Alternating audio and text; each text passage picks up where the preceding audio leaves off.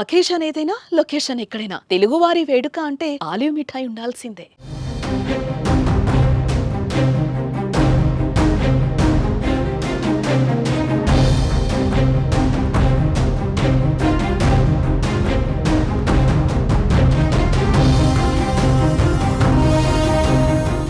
సింహాచలంలో తీవ్ర విషాదం చోటు చేసుకుంది. శ్రీ వరాహ లక్ష్మీ నరసింహస్వామి వారి ఆలయంలో గోడ కూలి 9 మంది భక్తులు చనిపోయారు.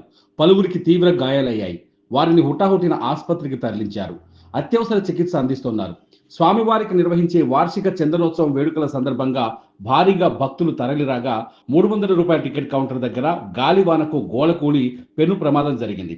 మృతుల సంఖ్య మరింత పెరిగే అవకాశం ఉంది. సంఘటనా స్థలానికి చేరుకున్న రెస్క్యూ సిబ్బంది ఎన్డీఆర్ఎఫ్, ఎస్డీఆర్ఎఫ్ సహాయక చర్యలు చేపట్టింది. మృతదేహాలను కేజీహెచ్ ఆసుపత్రికి తరలిస్తున్నారు.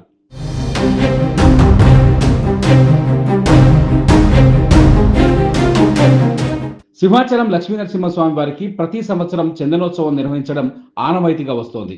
స్వామివారి నిజరూప దర్శనం చేసుకోవడానికి 2 తెలుగు రాష్ట్రాలతో పాటు పొరుగునే ఉన్న ఒడిశా నుంచి భారీ సంఖ్యలో భక్తులు ఆలయానికి వస్తుంటారు. ఈ ఏడాది చందనోత్సవానికి దాదాపు 2 లక్షల మందికి పైగా భక్తులు హాజరవుతారనే అంచనాలున్నాయి.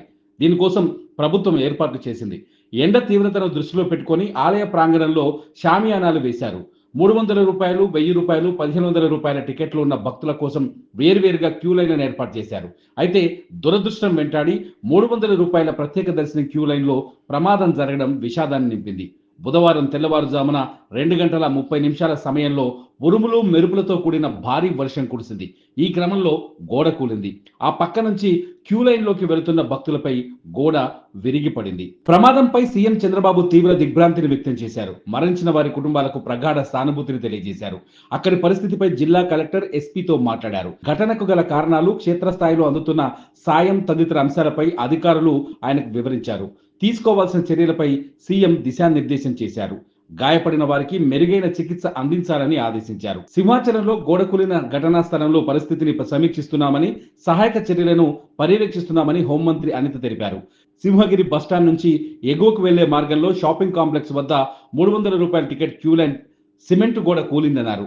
ఎన్డీఆర్ఎఫ్, ఎస్డీఆర్ఎఫ్, ఫైర్, పోలీస్ శాఖ సిబ్బంది నేతృత్వంలో క్షతగాత్రులను ఆసుపత్రికి తరలిస్తున్నామని చెబుతున్నారు. అలాగే జిల్లా కలెక్టర్, పోలీస్ కమిషనర్ దగ్గరుండి సహాయక చర్యలను పర్యవేక్షిస్తున్నారని వివరించారు.